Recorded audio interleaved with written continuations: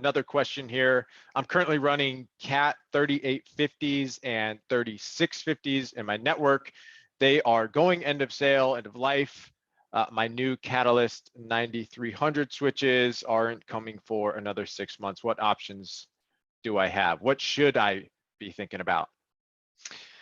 Yeah, again, I would say if you're worried or concerned about from a maintenance perspective, obviously our one call offering, we can give you next business day 4-hour SLAs globally, so that while you're waiting for those 9300s to come in, you've got that coverage. You're not exposed from a maintenance standpoint in any way.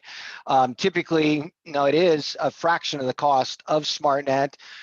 We do have 9300 series and 9200 series switches and options in stock as well.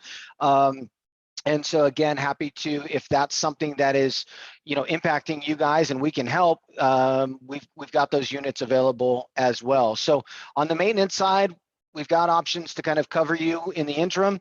And then on the hardware side, we've got options as well. And again, if that interim is 4 months, that's fine. We're not trying to lock you into an annual contract, right? We want to be as flexible as possible and help you bridge that gap from one generation to the next.